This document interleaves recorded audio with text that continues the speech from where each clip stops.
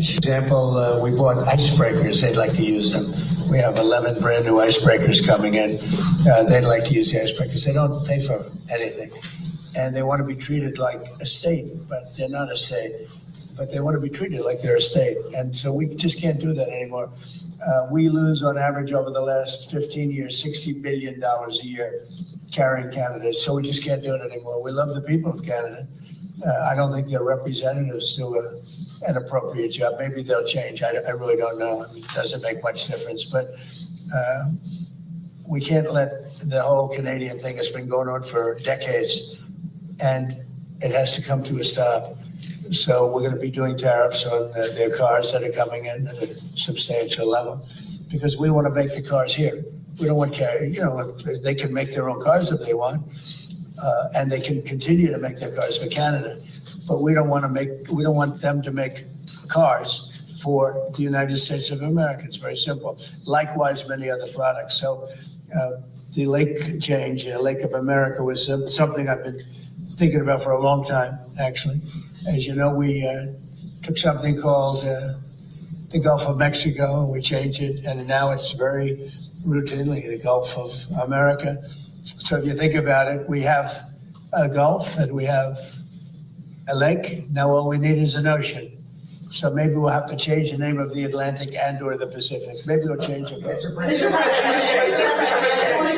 Please focused on doing things like this towards America's allies instead of doing things that target adversaries. The Canadian officials have treated us very badly. They're nasty people.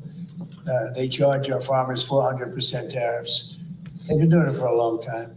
And I had them figured out in my first term, and I did some pretty strong things and had it getting pretty good. And then the election was rigged, and now I'm coming back and doing it the way it and finishing the job. But they treat us very badly. Canada treats us very badly. I would say that of all countries, as you know, we have President Xi coming in a couple of weeks. We deal with a lot of people. People oftentimes, they'll ask me, who's the worst to deal with on trade? And I said, that's easy, Canada. They are the worst to trade. And they feel entitled, and just we can't have that. This show does not come with instructions. Think at your own risk. The Kate Daly Show starts now. All right, welcome, Kate Daly Show.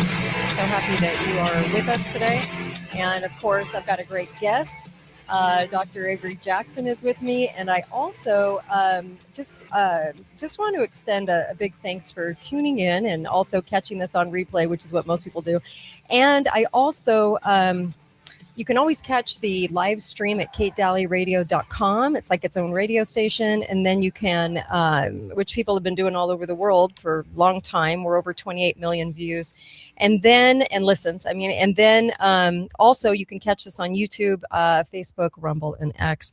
And I appreciate all of you.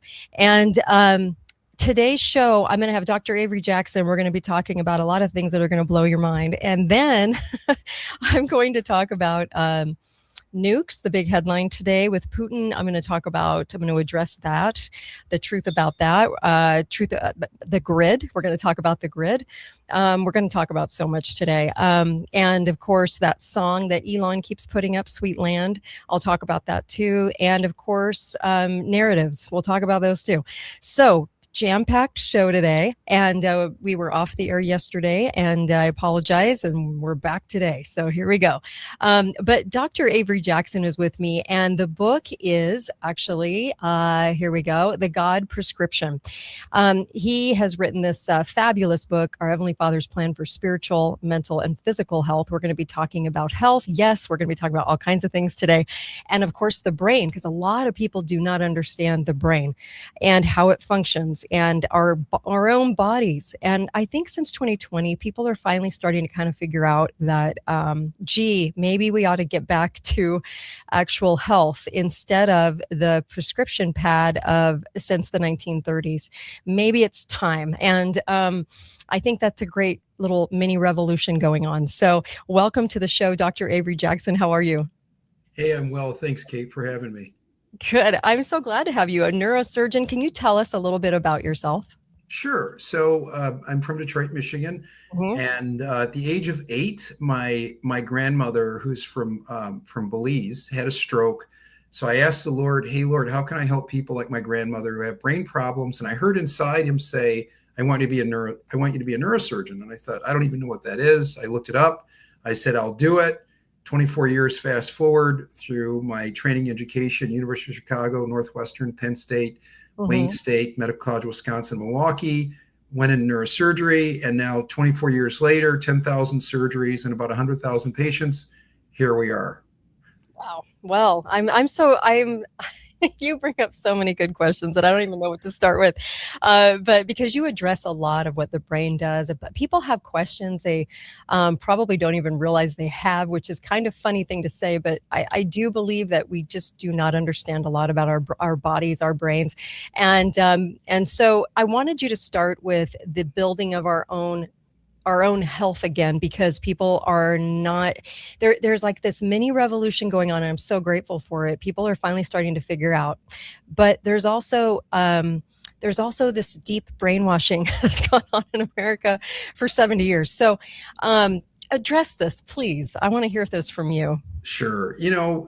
Really, Kate, it starts as a spiritual battle, and people don't want to deal with that sacred cow, but they need to, because it's real. Yes. And so you've got good versus evil. You've got, God versus the devil. And so people will succumb to either spiritual force. And, we have the advent of the AMA. And from there, it was created for big pharma and the industrial medical complex. And so at the time, or at least now, we thought, hey, great idea, organized medicine. We're helping people. We're advancing in all these different areas and science and how we get data out. But we forgot to be historians, because when we're historians, we go back and look at in the 1900s, we find that homeopathic medicine was 1 in 4 docs were homeopathic. That is to say, they were more naturopathic in how they did things. They understood the immune system very well. And then fast forward, in the 70s and 60s, kind of the AMA really pushed the current academic environment, including how licensure and the whole 9 yards. And so now we're indoctrinated and educated as board certified, MDs into a world where basically we're very narrow-minded. We don't take into account risk and benefits anymore. We just say, this is the only way to do it. So now we're married to kind of the religion of medicine, and we're forgetting about the people. We're forgetting about, complications. We're forgetting about, God's, nature and how he invented health and medicine. And now we're into like this space of like chronic disease and further away from some acute diseases. And we're just kind of like, oh, well, I guess that's the way things go. And it's like, are you kidding me? So it's I appreciate you. I appreciate your show and informing people and getting them to think and wake up and say, just be a critical thinker. Yeah. Even if you just do that, you'll start to realize that certain things just don't make sense. And when they don't make sense, then you need to ask critical questions. You need to challenge everybody. I've also learned that like when you really know the truth, you don't mind challenge. You don't mind answering tough questions, because you're trying to help people. And if that's truly your heart, then you're never going to be offended when someone asks you some question, even if it's kind of off color. It's like, so what? So what? Right? Yep. Yeah. I'm so there with you. So here's the bigger looming question that I'm sure people out there have is, well, what changed you? Because most of the doctors I met when my husband was in the hospital, when all these things have gone down in our lives, they do not think like you. So what made you different? Well, one was the fact that I had my faith as an origin. So, and I pray, and the Lord was really clear, I put you here, I can take you out. So that made it pretty easy to kind of, continue to my relationship with the Lord. But, I was thinking, Kate, just like every other MD until COVID, or just prior to COVID, my wife was a neurosurgery PA, Kara. We talked about like, why are they changing vitamin D, the ability to test vitamin D levels 8 years before COVID? We thought that was really odd. So it made it harder for us to look at vitamin D levels critically and then make sure that people are replenished. So that was something that kind of shocked us. And then COVID hit. And then after, you're like, oh, okay, that was part of the plan. Because even if we didn't know how to treat COVID, if we didn't know what it was, at least we would have looked at the vitamin D assays and said, hey, wait a minute, if for no other reason, let's make sure vitamin D levels are up to speed. And then we can trip over the fact that if your vitamin D level is low, then that's going to affect your immune system. It's going to affect your risk for cancer and all these other things, including having really bad outcomes with COVID. So, that was part of it. And the other part is that as we looked at what was going on, there was such a departure from what was quote unquote standard of medicine. That is to say, we never took orders from any governmental entity because we're board certified and licensed to treat the person in front of you. So that was the other thing that was super odd. Like, okay, let's just all listen and then let's turn our brains off. Right. Right. And then the other thing was when people said, they said, just, go to the hospital and when you're turning blue, otherwise I don't want to deal with you. Right. So the word of God says is that in the last days, which is what we're in, that men's hearts will wax cold and they'll become lovers of themselves. So we saw a lot of selfishness, and especially on the part of the physicians, because we were like, well, I don't want to be killed. I don't want you to touch my family. I want to keep my job. And therefore I'll do whatever anybody says because I'm controlled 100% by fear. And so I think that's what turned the corner. And when I presented as an expert witness for a House bill for the state of Michigan, Bill 4471, that was introduced by Rep. Sue Aller, I said, look, as an expert, that VAERS is real, the Nuremberg Code is real, and we broke all of it. And we are not going to support having people forced to take these quote unquote injections to go to work. This is stupid and ridiculous. And right after that, we got slammed by the CEOs of hospitals and our community. And now we're kind of bumping up against the religion of medicine and what that looks like in terms of a personality. And so all of that really got me angry. And I'm like, where is the patient in all of this? And we're supposed to serve people, but now we're more concerned about ourselves. And I think seeing that transition and having those conversations, that really kind of changed my perspective greatly. And then also my mother died during COVID, and that through that debacle, my grandfather did. And so now even more so having these sensitive conversations when people are basically like, I don't care and sue me if you want kind of an attitude.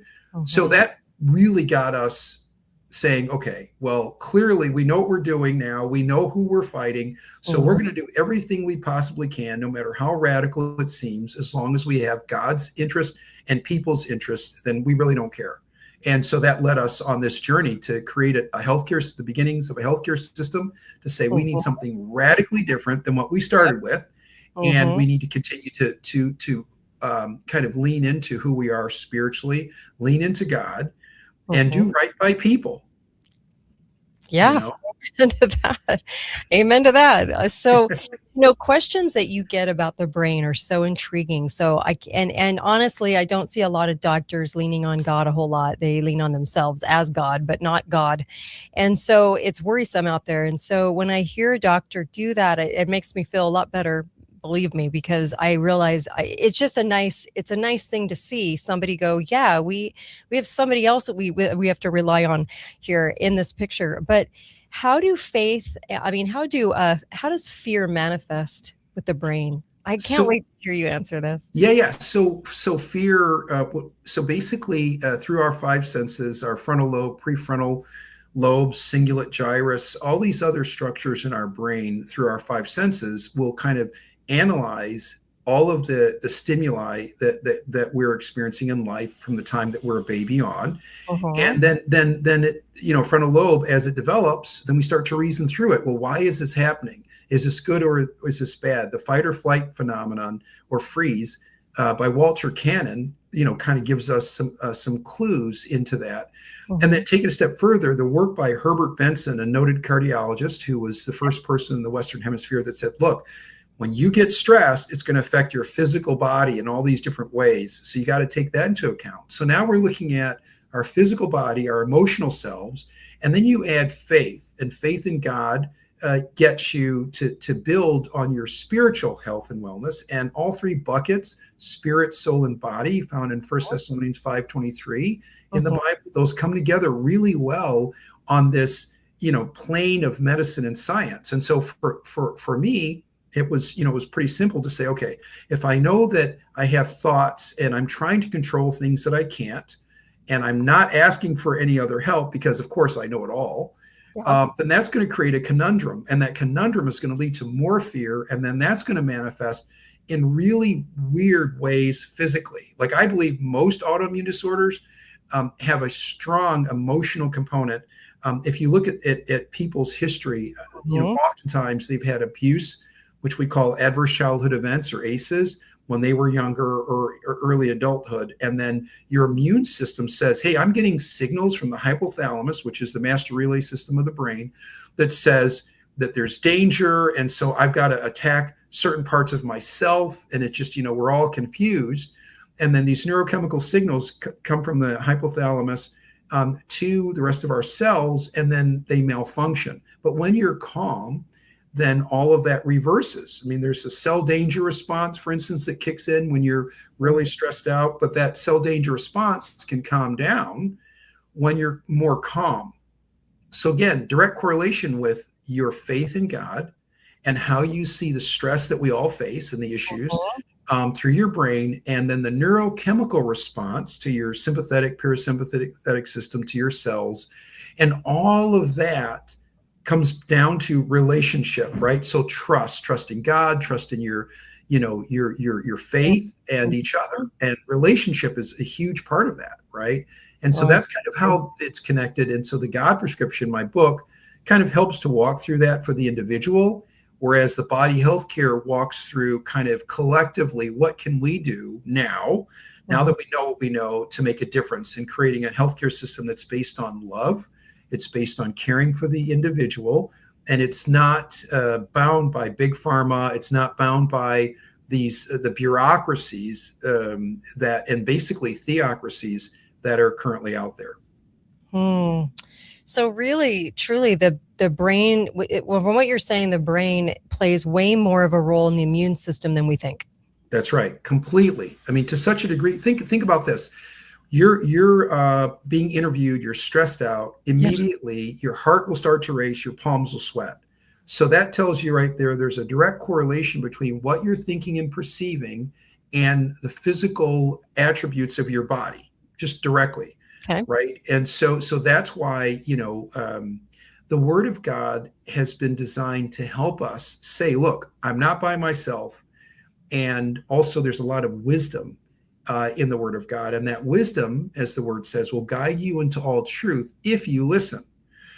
And so your brain science goes right along with that lockstep, in terms of how your brain functions when there's a stressful event.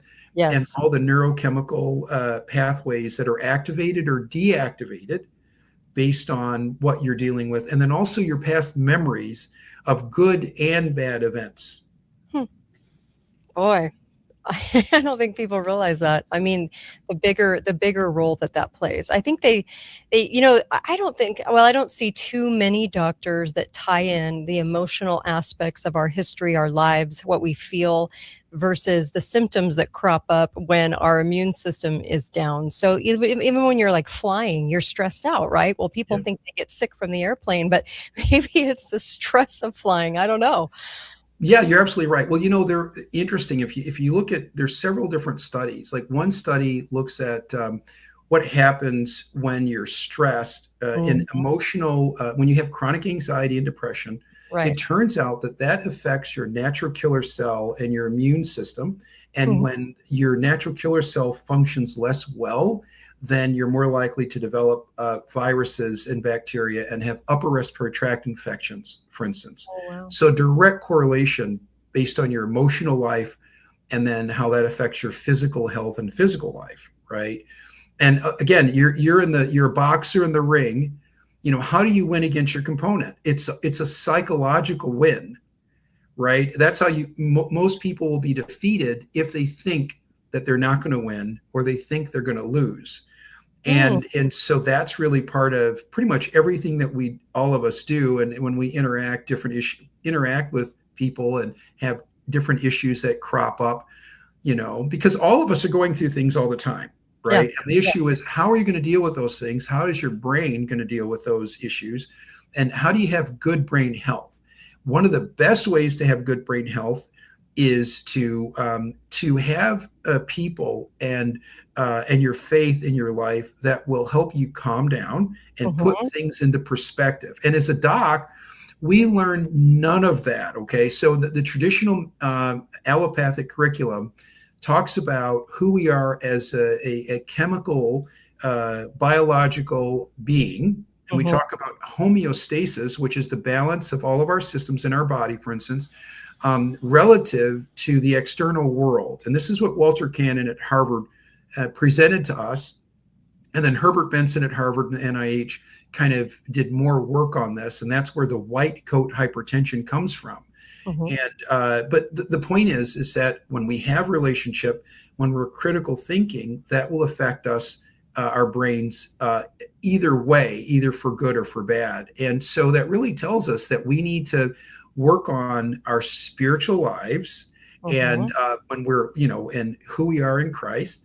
And then that will affect our physical lives. What will that do? That'll make us nicer people. That'll make us laugh more. Studies show that laughter is hugely helpful. Even MD Anderson, Major Cancer Institute, implemented laughter classes to those who were undergoing radiation and chemotherapy for their for tumor and other chronic diseases they were dealing with, and noted that they had better outcomes when people laugh. Well, studies show that the average child laughs 365 belly laughs a week. The average adult over 30, about 10. Why? Because we have more responsibility. I get it. There's more stressors. So we got to find more ways to relax and calm down and to laugh. And that's where our faith comes in. When you know that you're not the only one in the universe, and that you don't have all the answers, but you know someone who does, Jesus Christ, and that you can rely on him and go to him. And then also to your brothers and sisters in Christ, that we're not alone.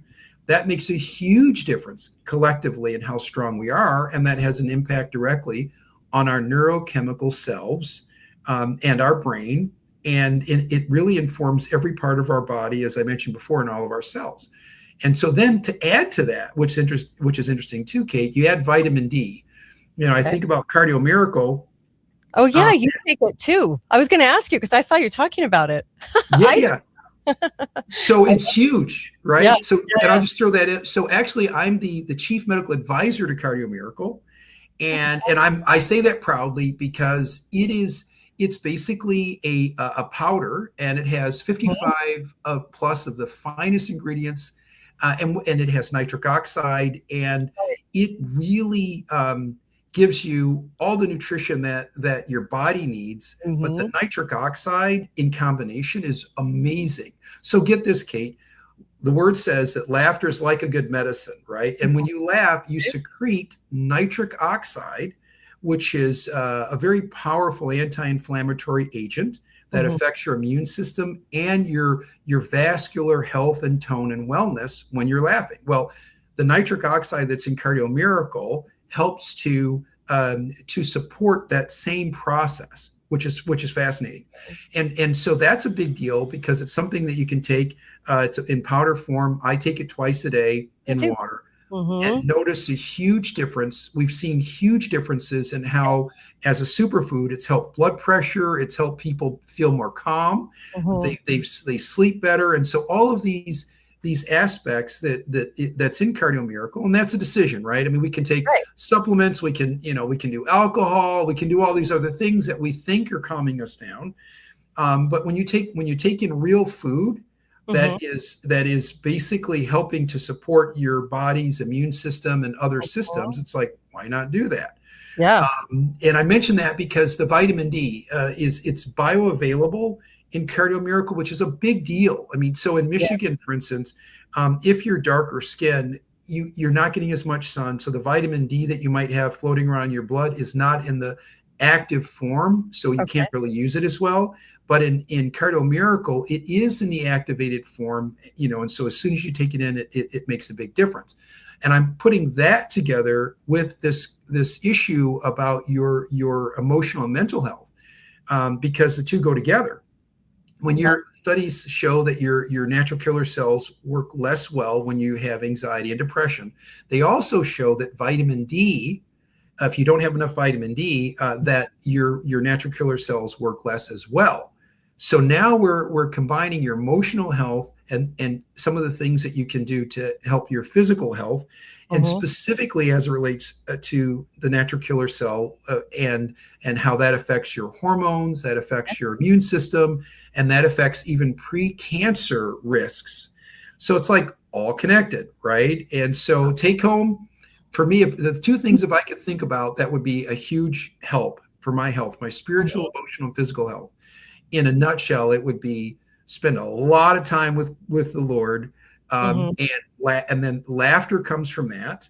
And then the cardio miracle to keep my vitamin D and the other essential amino acids and other pieces, the L-arginine, all the other good stuff in my system for brain health and for my overall vascular health and body health. I was just sharing with the audience, this is so crazy, but I do my blood work. I have my blood work done every summer.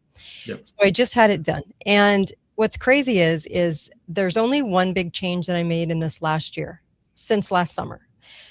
Because I started taking it right after I got blood work last summer, and all my blood work always comes back with like lots of flags. And I'm dealing with a lot of stress with the show and a lot of research and late nights and nights until 4 a.m. And I knew that was probably wreaking havoc. Well, that has not stopped. The stress has only increased. But what's crazy is I just did my blood work, and I was just telling the audience this week that my blood work came back with 0 flags. I was just good to go on all the numbers. And for the first time, and I'm trying to like scroll down and find the flags. And I'm like, there's no flags. This is so crazy. And that's the only big change I made. And my husband had the same experience. So when you mentioned high blood pressure, I was like, no way. So if you would have told me that, like, I'm sure there are people out there that don't believe me. It's fine. You not believe me, but it's true. And I'm sitting here smiling because I'm like, I was told that would happen, but I don't know if I really believed it, to tell you the truth. And this summer just sealed the deal for me. I was like, taking this for almost a year, I'm like, wow, what a change. Like, that's pretty huge. I almost wish I would have gone back and did my blood work like in December, just to find out. So I don't know. It was crazy. It was crazy, but it was proof. Yeah, and if I could add, so I'm the principal investigator in a recent study, a human study, looking at people in my region. We gave them Cardio Miracle over 90 days. We checked their blood work in the beginning and then at the end. Now, disclaimer, part of that time was over like 2 holidays. So, but even with that, we saw a substantial improvement in their vitamin D levels. We saw that their overall health, mental health surveys were statistically significantly improved, which is fascinating to me, because normally we talk about when you put something in, your body, we go to all of our vital signs, we go to our blood labs, our inflammatory markers, but we don't often talk about like, what's your general overall sense of well-being or not. Yeah, that's true. And this study really brought that out, and which was really impressive. So again, first, just from a fresh study that was done, it'll be published pretty soon in some peer-reviewed journals. That was really kind of neat to see as a principal investigator. And I was blinded to the data, so I couldn't see it until after the statistician looked at it. And then I was able to interpret it and write the paper. And I was just blown away by what I saw. And this was for people, some of the people in the study were in their 20s, all the way up to people in their 80s, men and women and different backgrounds. So it was a kind of a neat little study, but it really gave some insight in terms of how it's affecting people. And many people had decreased blood pressure, as well as other changes that were really pretty neat. That's so crazy. Okay. So I have more random questions to ask you too. All right. So number one, does our brain know if we are awake or asleep? I would think yes, because you're asleep. It's REM. That has everything to do with the brain, but maybe I'm wrong. Well, and I would say that you're actually very much kind of right on. So we have more cues that we're awake because of locomotion, for instance. We can tell when we're doing certain things. However, your body and your physiology will respond when you're asleep, just like you're awake. And that's why they're running from a lion or something, and they're like, they wake up with their heart rates, really fast, and they're in a sweat.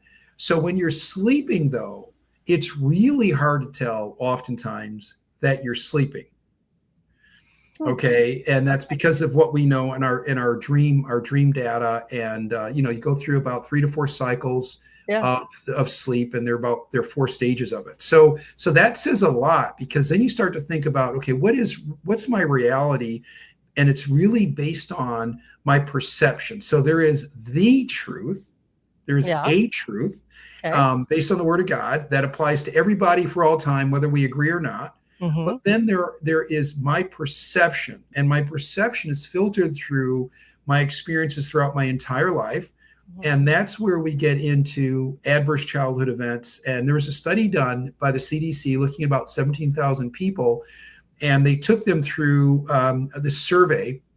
And the ones who had this 10-question survey, the ones who had 6 positive responses to negative events in their lives, went on to have major health issues, physical health issues, more likely to have heart attack, more likely to have anxiety disorders and other disorders based on their perceptions. So fast forward, your perceptions when you're sleeping and when you're awake are all informed by your past history and your memory. And that's an area called the hippocampus. Is one of the areas that help to package memory in your brain.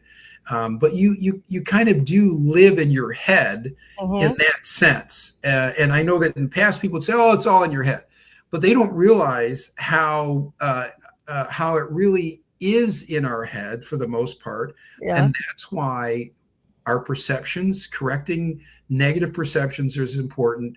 And then also, think about what you're thinking about is extremely important, which means you're going to need some outside, right? You need some outside help to hit those blind spots, because otherwise you could be off by miles in terms of what's accurate and how things will affect you and they won't affect you. Like, for instance, there was a study done looking at these students who were in medical school, and basically, it turns out that they found in asking these questions that about 90% of students were worried about something that could happen in the past that actually that never happened.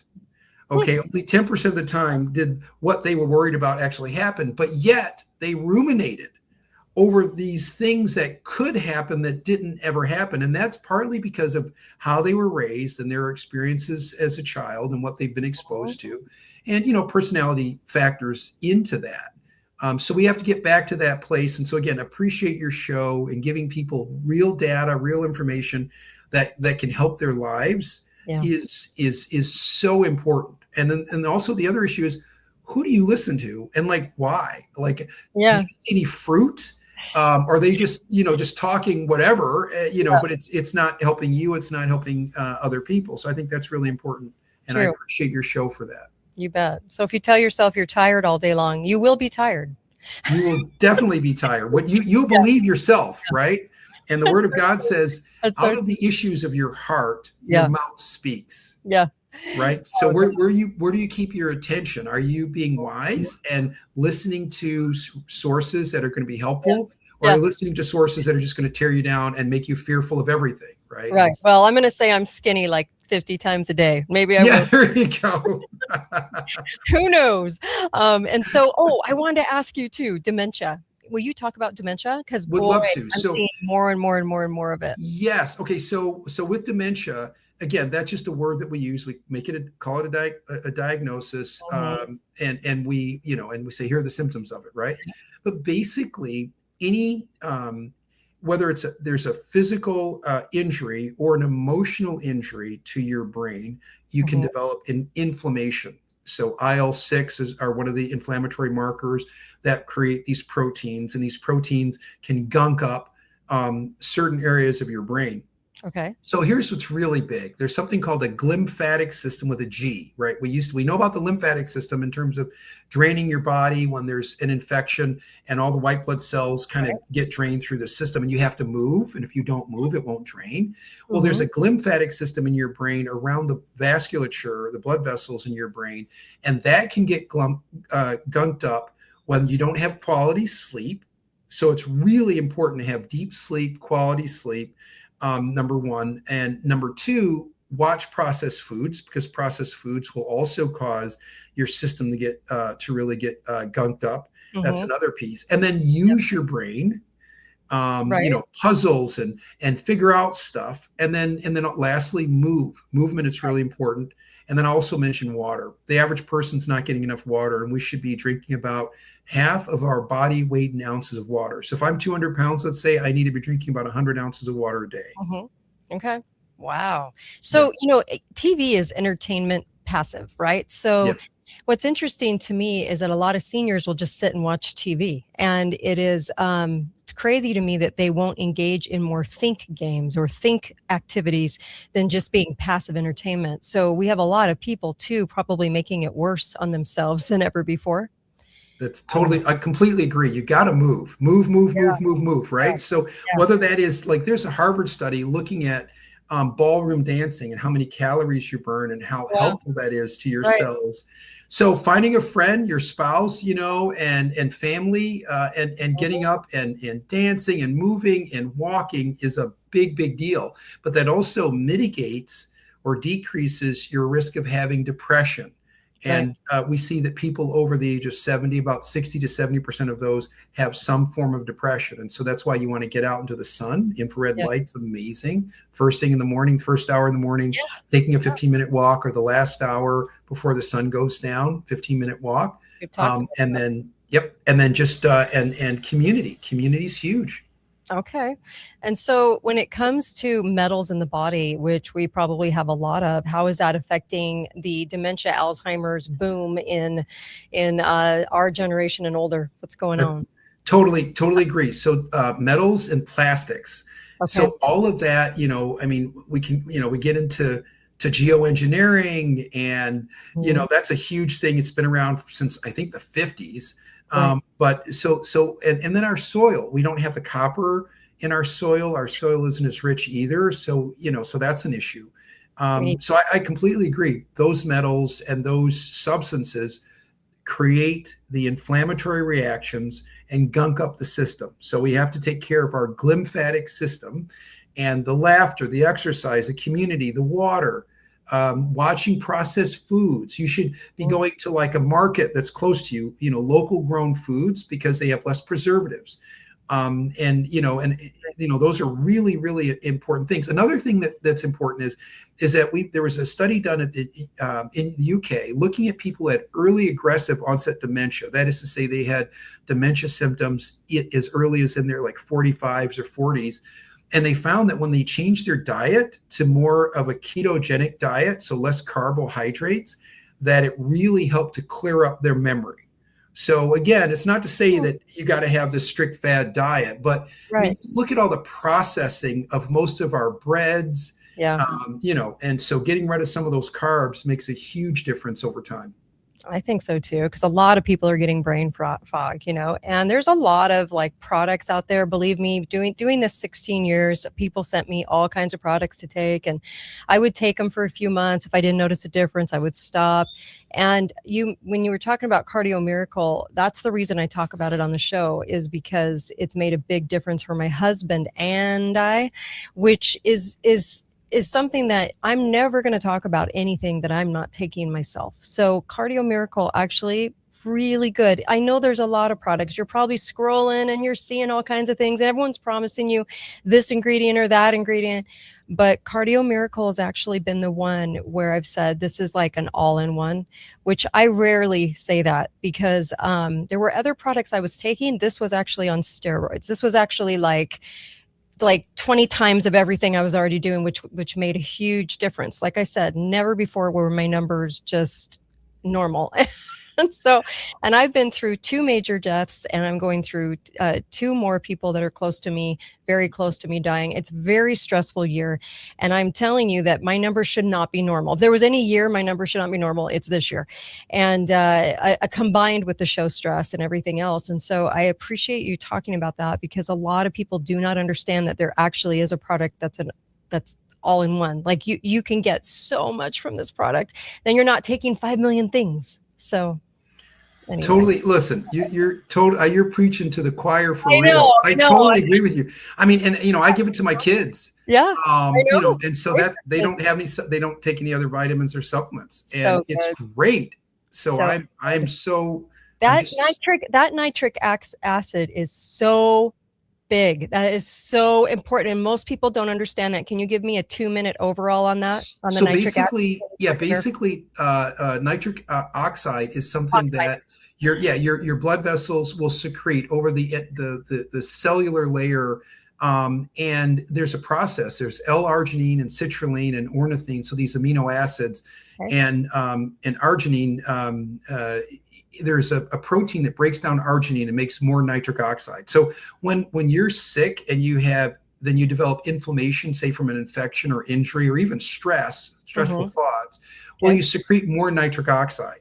So you never want to run out of nitric oxide or arginine. And that's really the big piece. That's what it does is it handles stress and inflammation throughout your body and your brain. And so I would say that's kind of the biggest piece with a nitric oxide. Now, there are 3 different types of nitric oxide: eNOS, iNOS, and nNOS.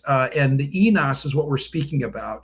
And the thing I like about the nitric oxide is when you look at the data, it has where there's a high ratio of eNOS and a low ratio of any of the negative metabolites that come from using this nitric oxide.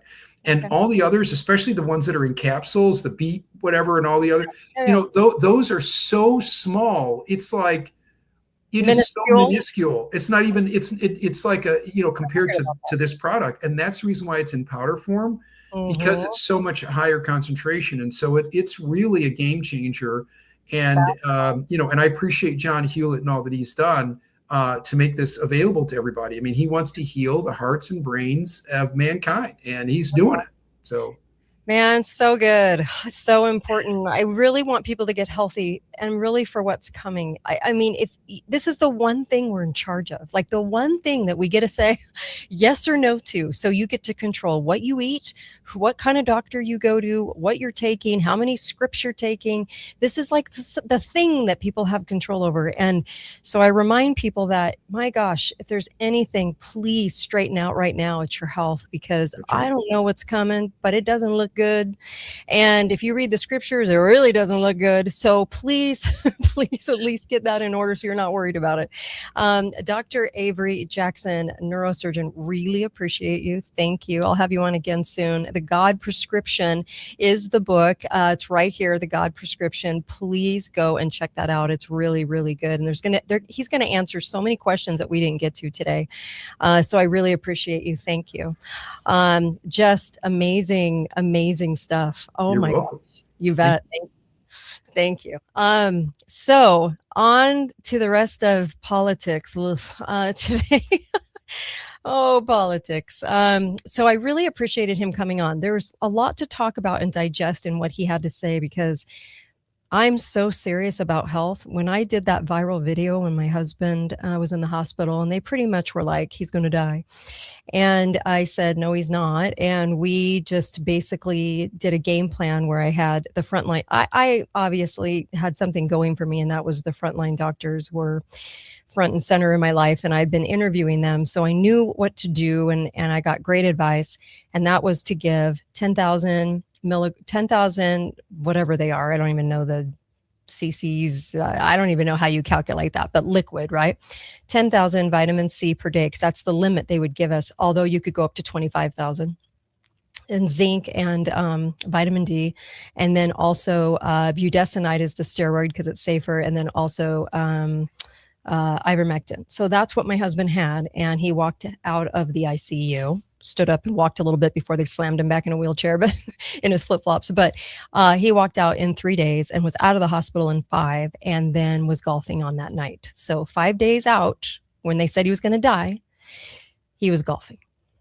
And people saw that video. There was like 30 million people that saw that video. And I am telling you, it changed for people because I realized that all throughout America, people were encountering the same thing. And that was that the doctors were telling you that you had to do the government protocol because the government owned the hospitals at that point. And they were telling the hospital administrators, you do this and we give you a paycheck per person that's diagnosed with COVID. And then that's what, that's the game.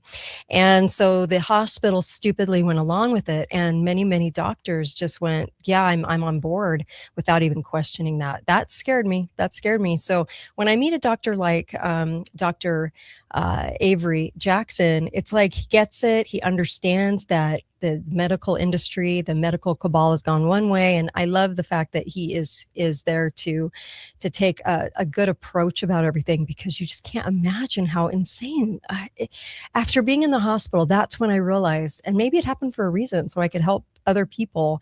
My husband even said that. He said, I think I got sick because people needed to understand, like he had pneumonia. He didn't have COVID. COVID's a label. It's a stupid hoax. But he had pneumonia. And guess what, folks? Back in the 1940s, they had done all these studies on pneumonia. And they said when we were giving up to 25,000 units of vitamin C a day, now this is important for you to remember for the future, if you get this, it was going away in 24 to 48 hours. That's insane. That's just by using vitamin C. They were curing pneumonia that fast. What does that tell you? So, yeah. So that's why we did that high dose. And then I knew it was intentional when after the hospital, when people were going in asking for the protocol that we used, they started outlawing it. And when I say outlaw, I mean sending a memo around saying that no one was allowed to order it anymore. You can't order a vitamin or a mineral in the hospital. Get that. Take that statement and let that ruminate for just a moment. No hospital was going to allow or this chain, a mineral or a vitamin being administered to anybody in the ICU. Yep. That's how sick people are. I'm serious. And they all went along with it. Okay. So I want to talk about this. Okay. This is a very interesting thing right here. This is the headline today. Could Putin use nukes? I'm sorry. Okay. Fear inside Kremlin. CIA has a bleak assessment. Oh, I'm sure they do for the headlines. Patriot missiles critically low. Why have we been using them? Oh, crickets. Yeah. Marine One radio scare. Remember how Dr. Jackson was just talking about the fear that the AP sells us every day. Let me just tell you, in this article right here, could Putin use nukes? Okay, and he's all painted in red. Because why? Because red is the color of Russia. Communism. It says this, I kid you not. Fears are mounting that Russia could be considering using nuclear weapons in Ukraine as strikes between the two countries continue. Yes, remember I said that war was fake? It's fake. But anyway, sources close to the Kremlin told Bloomberg, just sources, you're supposed to believe that Vladimir Putin is hell-bent, what a word, is hell-bent on a new escalation after peace talks have reached a dead end. Really? Okay. So Russia would likely use tactical nuclear weapons, which are much less powerful than the bombs used on Hiroshima and Nagasaki, Japan, at the end of World War II. Yeah.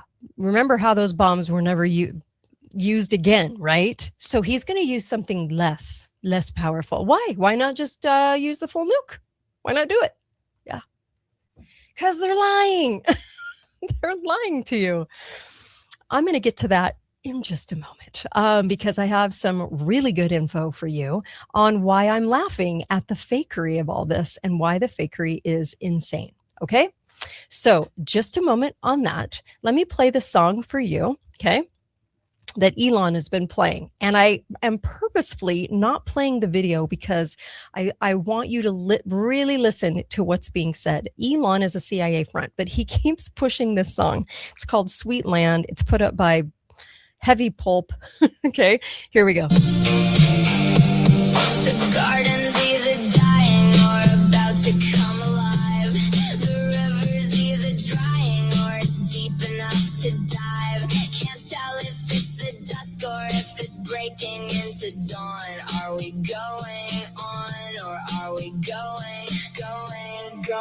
Somebody said a storm is coming, but it's been a long time. I don't know what's up ahead, but please, baby, don't you look behind. So tell me, is it gonna be free energy forever, or just the same damn old grind? Singing, sweet land of the weary and the wild.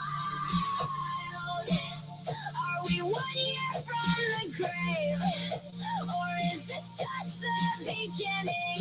My sweet child, oh, you're my star-spangled fever dream. Half a savior, half a liar. 250 summers and we're going higher. Something's coming.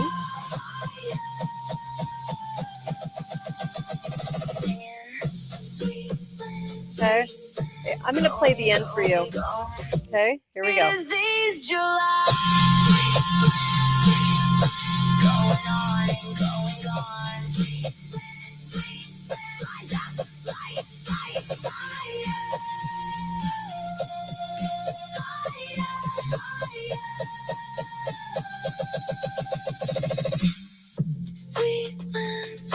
land's going on, going on. Sweet land, going, gone. Gone. Sweet land, talk about America. Please, just know that we can still rebuild. We can still make something better. Well, hello, creepy song.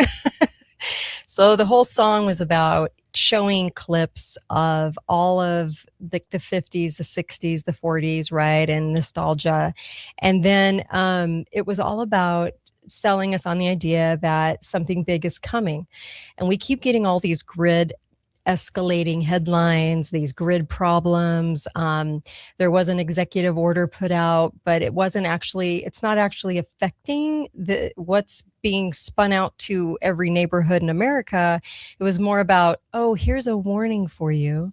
And the warning is that we're getting some of this equipment from foreign places who will do something to us. So therefore, this is what the executive order is for.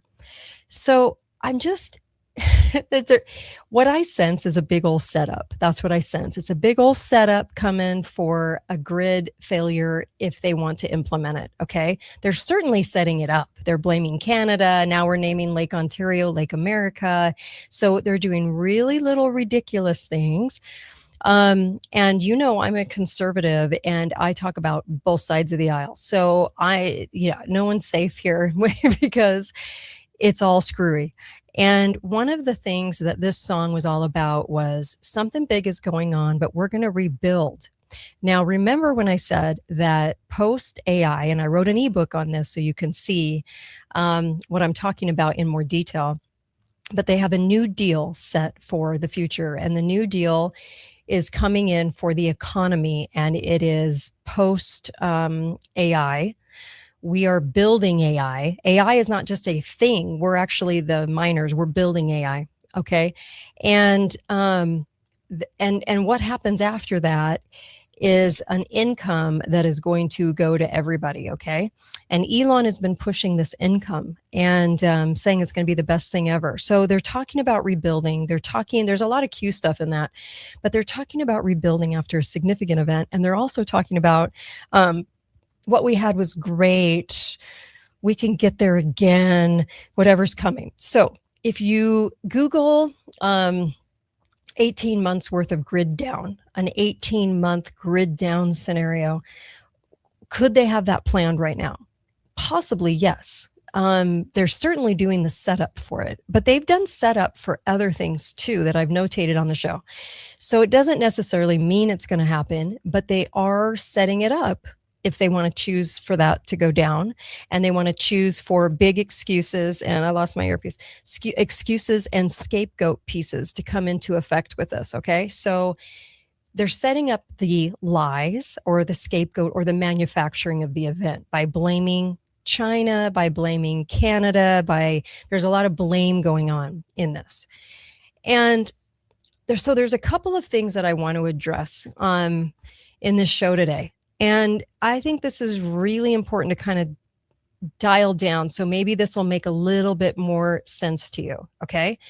So when it comes to nukes, the main piece that I want to talk about with you is, and I don't think I ever really did this on video. I did it on audio on the show, but I never really did it on video. So I want to talk about this, and then I want to talk to you why I tell you that it's not about Trump, because I want to explain myself in more detail, because I think people don't understand what I mean. Okay.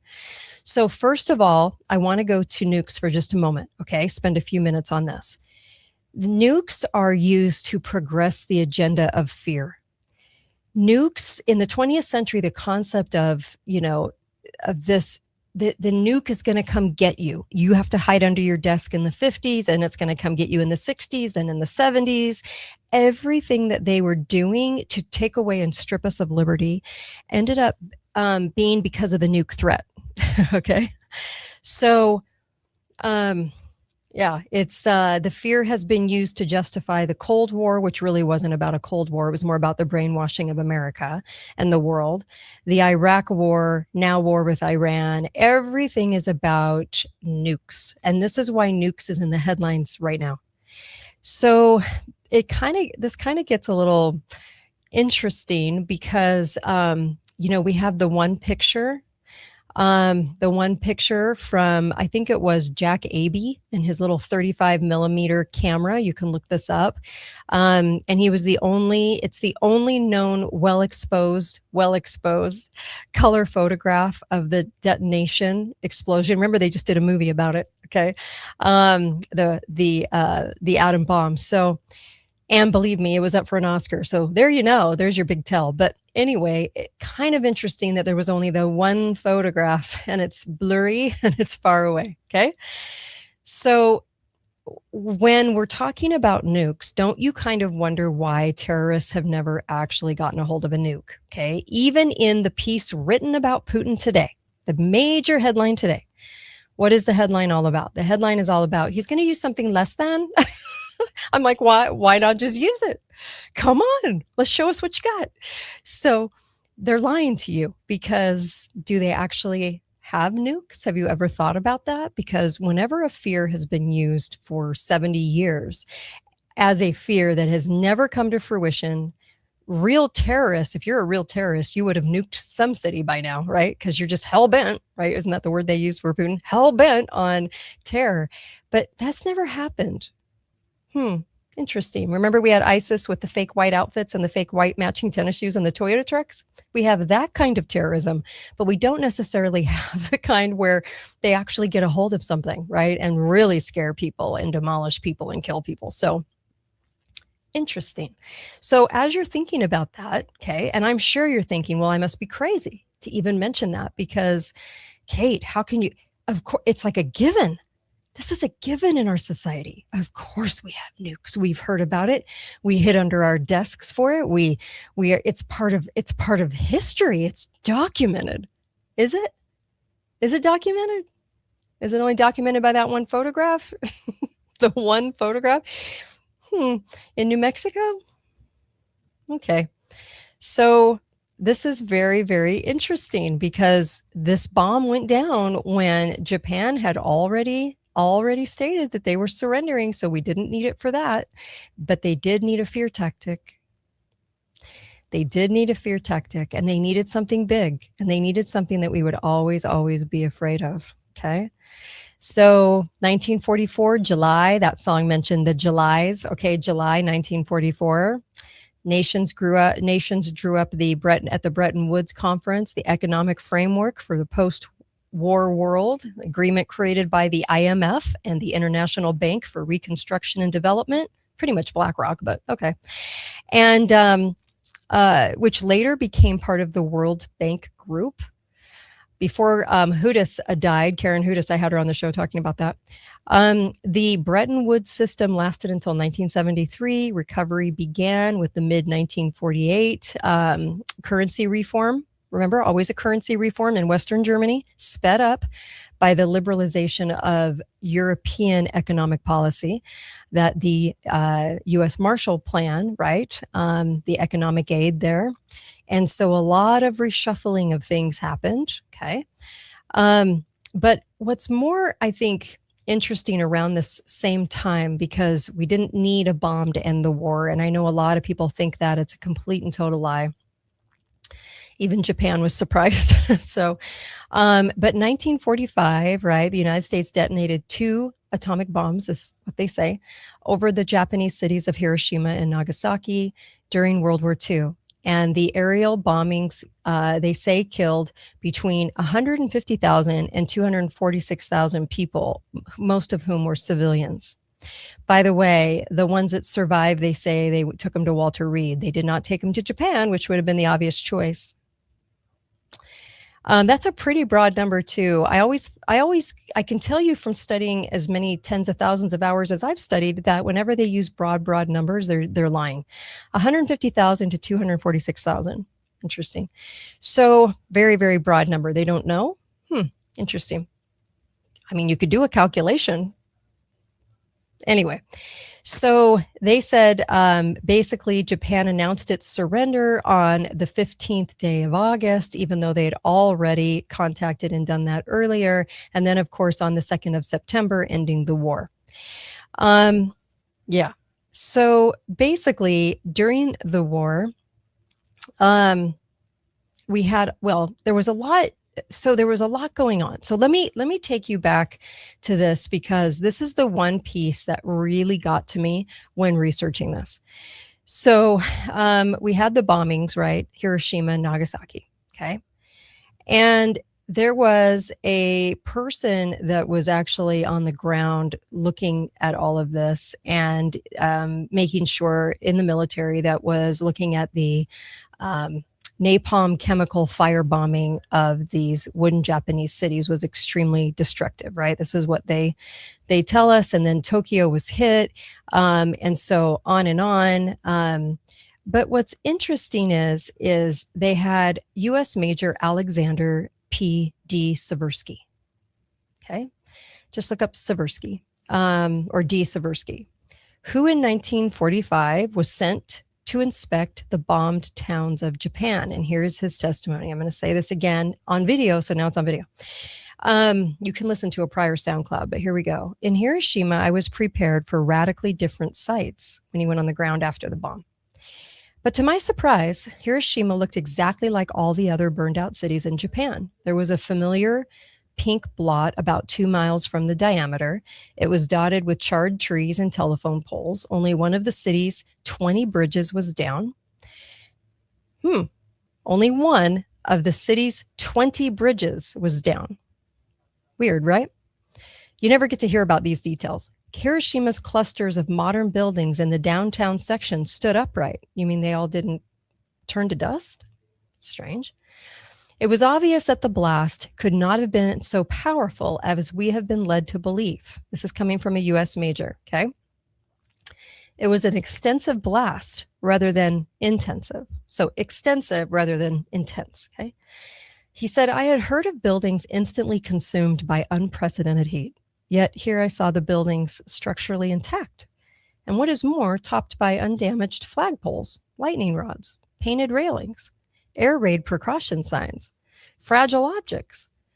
At the T-bridge, the aiming point for the atomic bomb, I looked for the bald spot where everything presumably had been vaporized in the twinkling of an eye.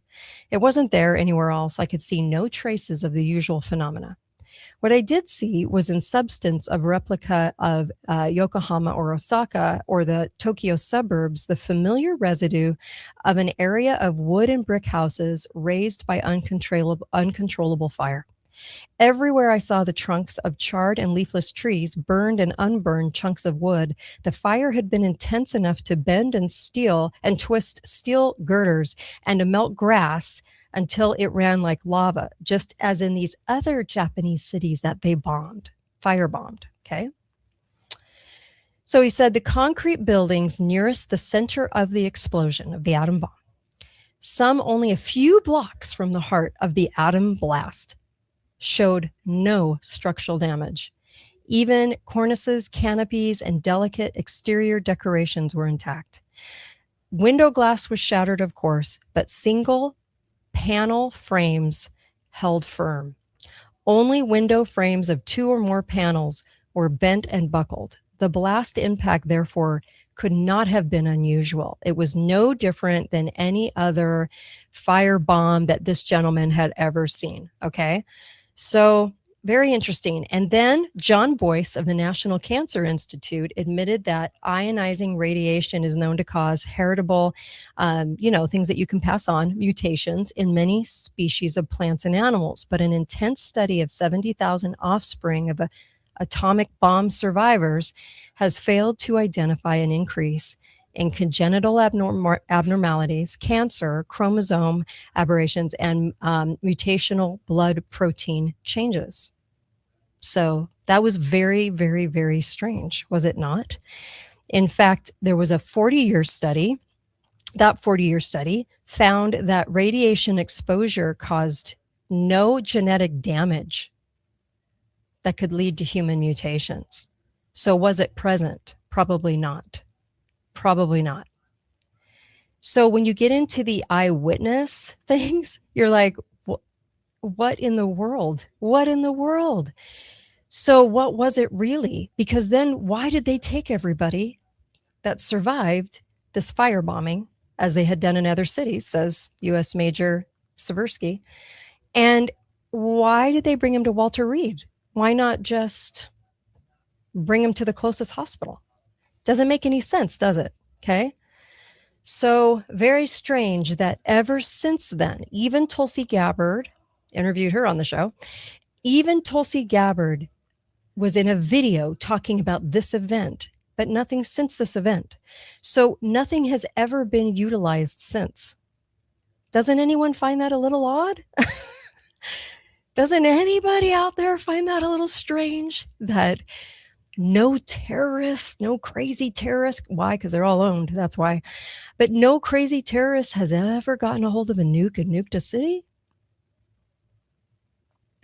And what do we say for 40 years? Iran's going to nuke us. I keep losing my earpiece. Sorry. Iran's going to nuke us. Iran's going to nuke us. And then what else do we say? We say Putin's going to nuke us. Putin's going to nuke us. Before, when I was on the air, probably 10 years ago, wasn't it? It was, I'm just going to take this one out. It was North Korea. North Korea is going to nuke us. Do you know how many people I know actually believe that? We could have put them out like an elephant stomp in 2 seconds, but people literally believed that we were going to get nuked by North Korea and it would end America or do significant damage. And I was like, yeah, that's not happening. Firebombing, sure, they'll take care of that. But do they actually have these atom bombs in that one picture of the mushroomy cloud? They have one photo for a government that likes to document things. I find that kind of interesting that there's one picture and it's very fuzzy. So this is kind of interesting. And I know somebody's saying that's not right. Japanese surrender after a second bomb. No, actually go look. They actually surrendered before the bombs were dropped. Go do some research. It's not hard. I do it every day.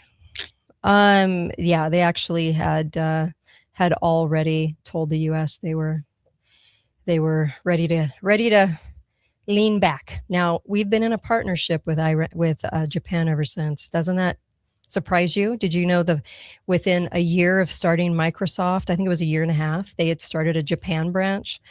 I'm serious. It's very, very it's very weird, the relationship that we have with Japan. And Japan was doing more fierce things than the Nazis to people, more horrific things to people in torture than the Nazis were.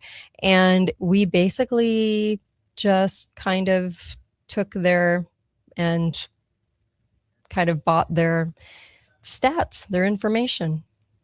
Yeah, we didn't condemn them. We just took their info, and for what? Research purposes? Anyway, so I bring this up because the feardom of this, look at today's headline. Look at the headline with Iran every day. It's nukes, nukes, nukes, nukes. I mean, my gosh. I mean, does it get any weirder than this? Seriously. So let me just tell you, 2014, Putin, Russia military modernization to go ahead. We had Poland risks attack because of U.S. missiles. That was 2008. We have, I mean, you could go all the way back. Moscow may have to target Europe in 2007. That was the headline by the AP, the lying scumbaggery of the AP News. They lie every single day to us. They're scumbags over there. Putin's path, the pledges of stability to nuclear threats, that was 2022. 2024, Putin warns that sending Western troops to Ukraine risks a global nuclear war. Well, why didn't he just do it then? I mean, because it's a fake war. They're building up Ukraine as a smart country. That's why. Zelensky announced it. Little puppetry, Zelensky announced it. So 2024, Russia flaunts doomsday weapons to keep the West from brandishing the nuclear sword. I mean, don't you just love all the wording they're using? I did a show where I went through so many headlines going all the way back, like 40 years. I mean, it was just insanity over what they're going to come do to us. And this ongoing threat, when you have an ongoing threat this long, something's wrong. Something's wrong with the narrative. Look into the narrative, because nothing's ever happened in this way. So do they have that capability? Probably not. And then go look at Seversky's account, because it has pretty much gotten buried by media. They won't even mention it. So yeah.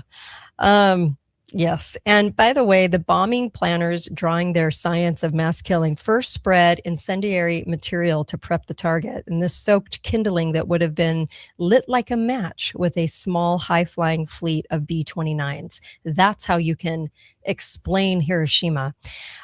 This makes it possible to destruct the target with even less than 66 aircraft, and would make it highly contained and controlled operation.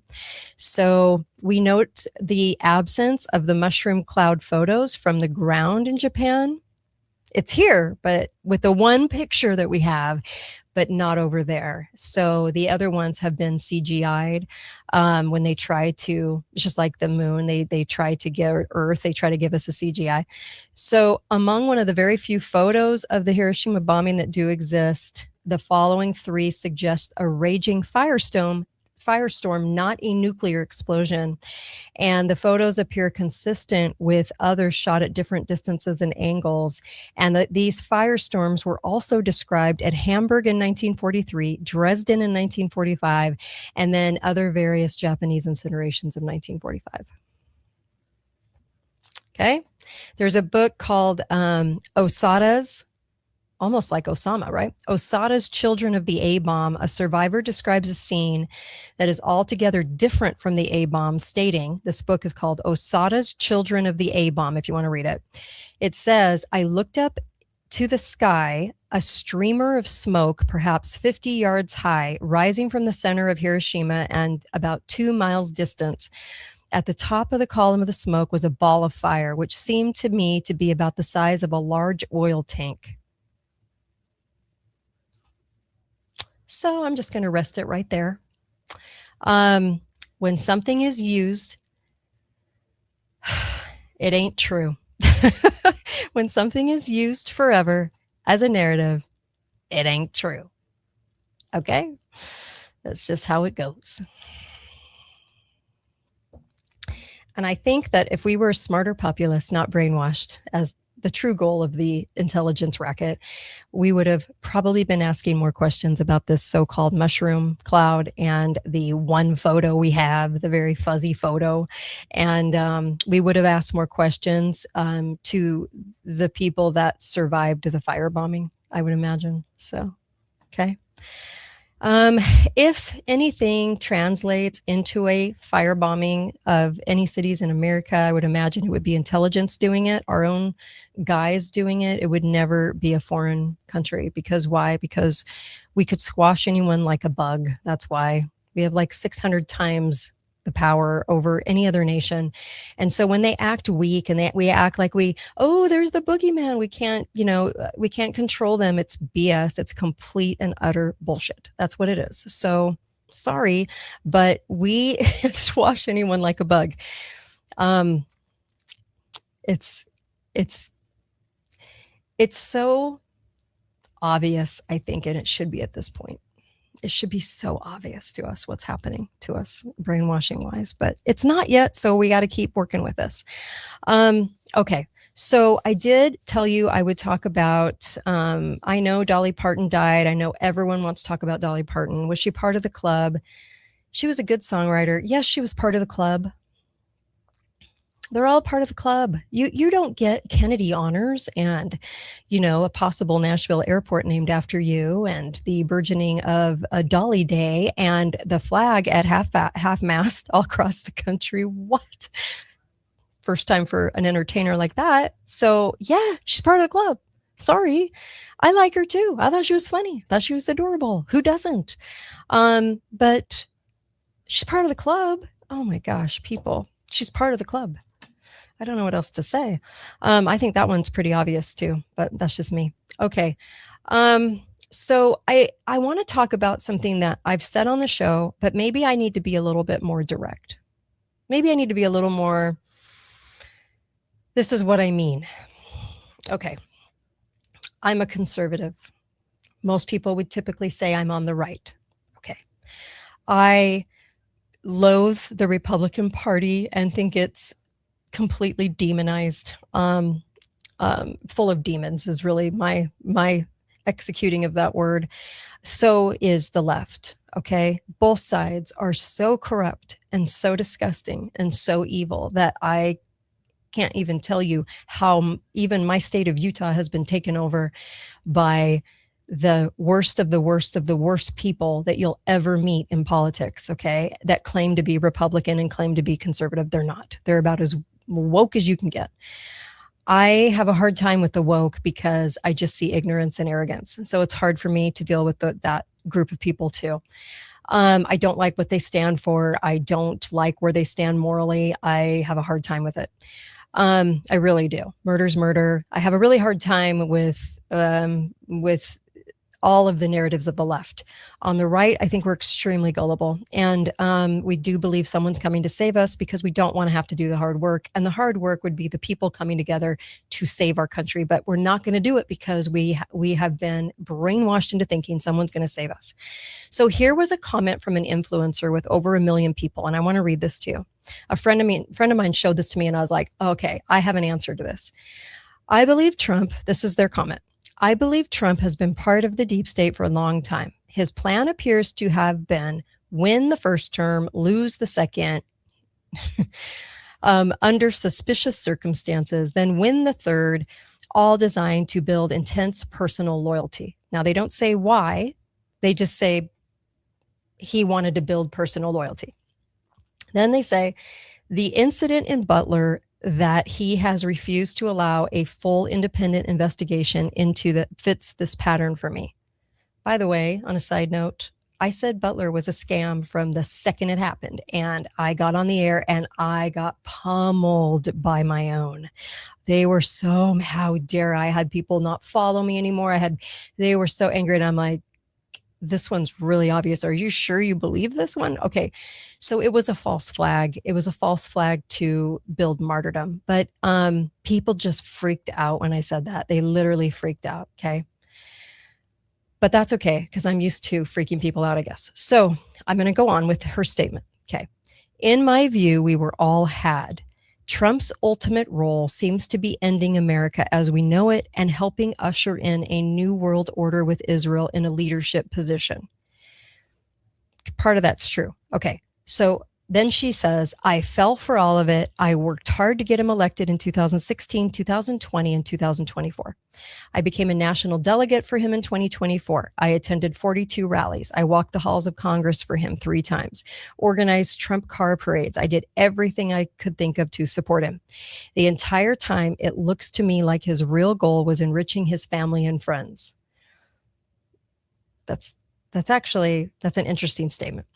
I think he doesn't care about the midterms because the plan is for us to be in a world war, which he can suspend elections like Zelensky, and that will be the end of America as we know it. I write this as a warning to everyone and as an apology for my participation in what I see now as a horrid game of deceit.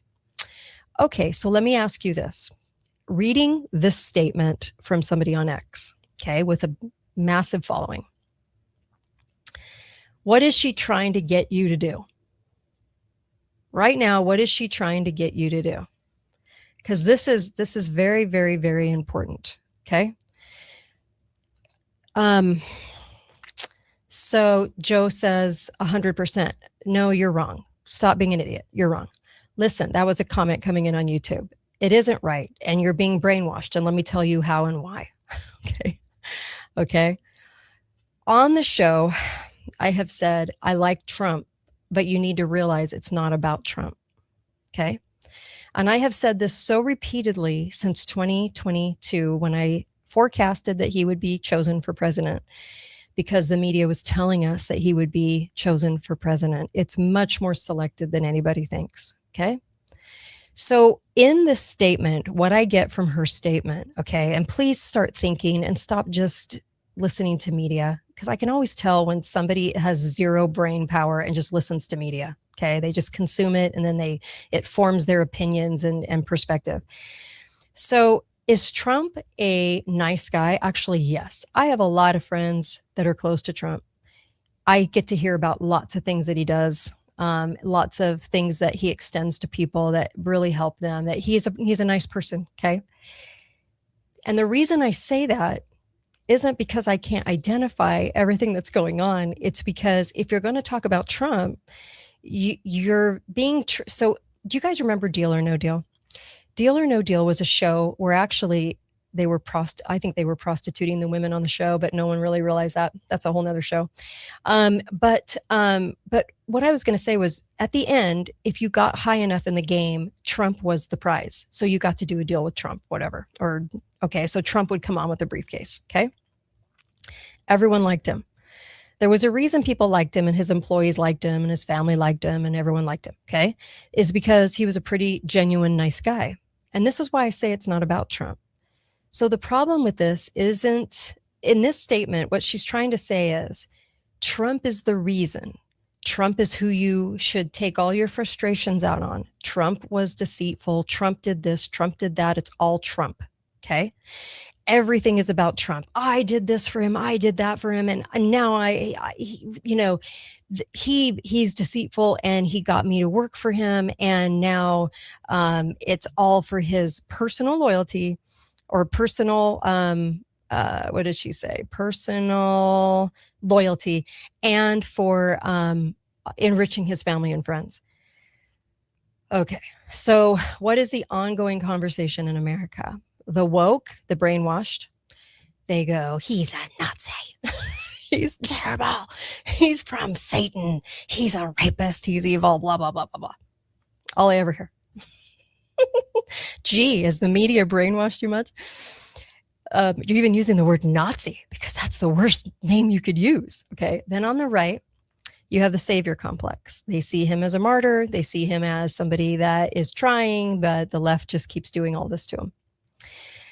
I don't see either one of those sides. What I see is a very controlled presidency where now the influencers right now are trying on the right, okay, right and left, but the right is more of a subversive kind of lie. Okay, so what they're trying to do is they're trying to get you to have all your blame and all your hate fall on Trump. Trump did this. Trump did that. Trump is the new world order. Trump, Trump, Trump, Trump, Trump, Trump, Trump, Trump, Trump, Trump, Trump, Trump. But don't look at who's behind Trump. I mean, it's brilliant. It's brilliant because people are going, yeah, and he introduced the coin and that coin's going to be used and blah, blah, blah. And we're changing yeah. And I said the reason they were going to put Trump in was because he would be very useful in giving us AI that was going to result in universal basic income. That's the result of AI that they're not telling you. We were going to have war. We have massive war budget, bigger than ever. We were going to continue the NSA spying. We were going to go into digital ID. We were going to go into total control. And so it would make us complacent. So right now, your comments on social media, anyone that suddenly crops up and has this million soul audience, okay, they attribute 1 million people. Boy, how'd they get that? Their whole goal is to say, I'm a Republican and I was under this bait and switch and I am now angry at Trump. So all focus on Trump and obviously hate on Trump. So the left already hates him. They don't even know why they hate him, but they've been told by media who loves to brainwash them and they listen to anything CNN says. He's a Nazi and a rapist. Okay. So they all they can do is just spin out those words because they're so angry at Trump. Okay. And then on the right, there's a slow tide of turning going on. The slow tide, the slow turn going, oh, I'm a Republican, now I'm denouncing him. I'm a Republican, now I'm denouncing him. Do you see? It's never going to be on the people that are actually running the show and selecting the presidents. It's never going to be on the people that are in the think tanks that are running the foreign policy, because I assure you that Trump is not. I assure you that the presidency has zero power. This is like arguing over the wrestling match. Which character do you like the most? Which character is the most important to you? And which one do you just kind of loathe because they're the bad guy? And which one do you like because they seem like you want to go to lunch with them, like Obama, like, oh, he's such a statesman. I'm like, so him and his fake history. So I'm like, listen, if you really see it, if you're really awake, okay, you can see what she's doing and you can see what all these other influencers are doing. They want all and every amount of your energy to go on Trump and not to who's actually running the country, which is intelligence are really running it, but it's the people behind intelligence that are calling the shots.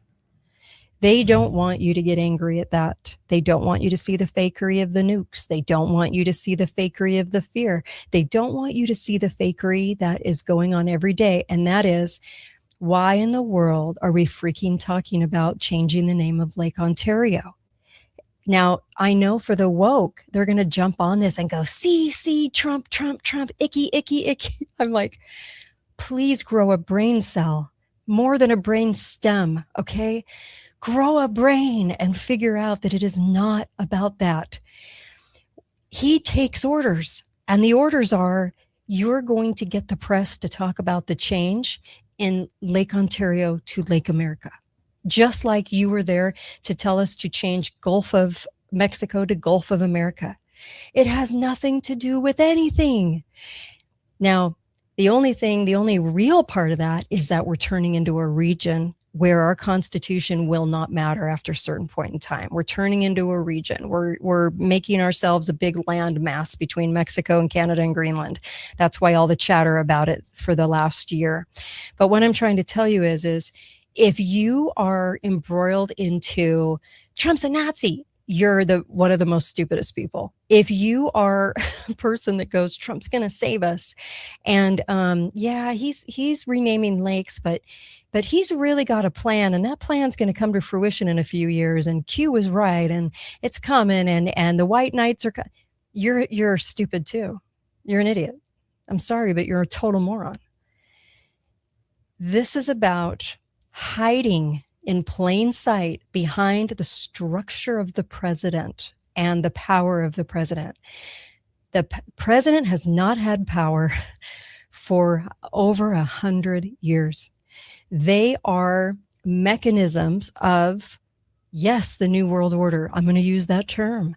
Yes, they are mechanisms of it. They're useful show ponies. They take the orders. So while everyone is stewing over Trump, I have people on the right going, "We've been lied to." I'm like, you were lied to for 100 years. Like, both sides are on this. Both sides are in this. There are no sides in Washington. The presidential power has nothing but what he is told to do. This is all directive. So where should your anger be?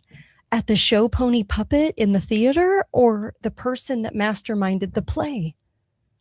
Should it be toward the people writing the script, writing the play?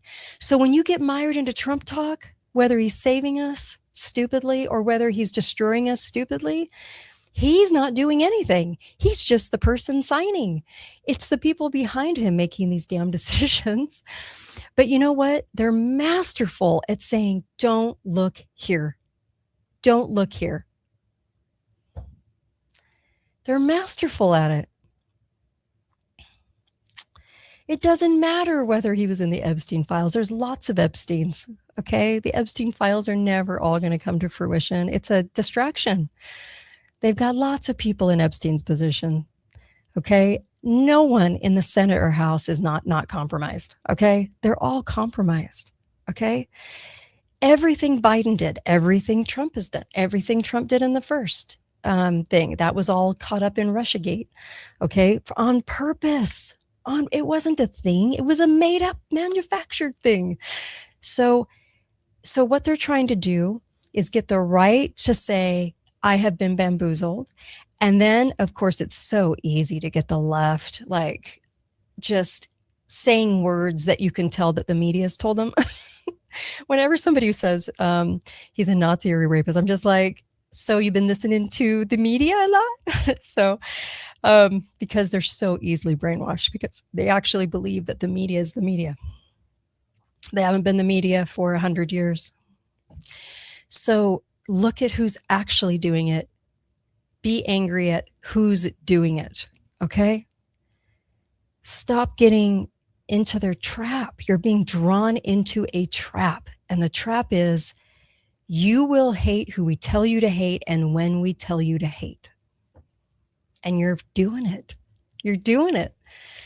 People on the right are paid to bring you misinformation, to bring you into emotion just like the left, okay? And that is arrogance on top of ignorance. So they don't study history. They don't look 5 meters ahead. They are very much people that are in the moment and into the emotion. And if they're taught to hate somebody, by golly, they will hate somebody. The media is so good at it. They paint about 180 to 200 adjectives in every AP article known to man. Okay. Every AP article that's come out is pasted with adjectives to teach you how to feel. Okay. And here's the problem.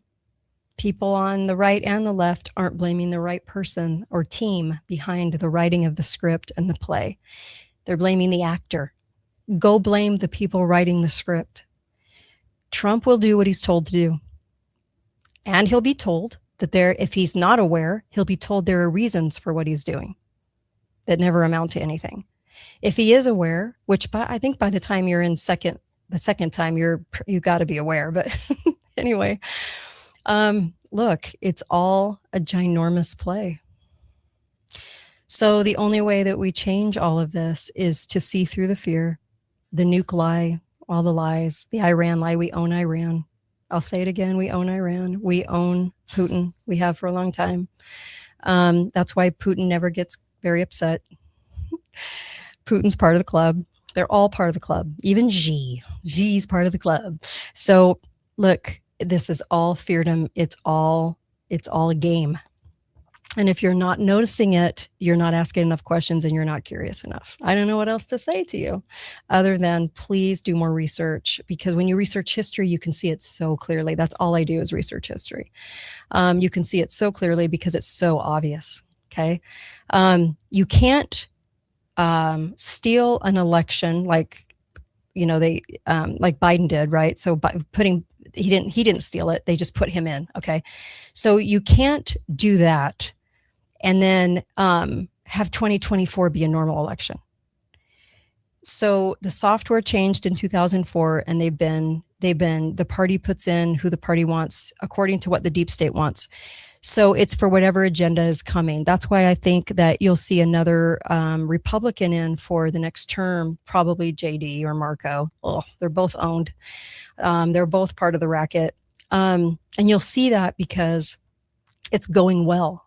See, there's not a lot of pushback because everybody thinks that we're getting saved, even though we're not. So I'm just saying again on the show that this is something that is so hard to see, because you can say you can become part of the club where you are trained to hate who the media and the government train you to hate. Are you a trained lapdog or are you not? Are you a thinking American or are you a trained lapdog? Your choice.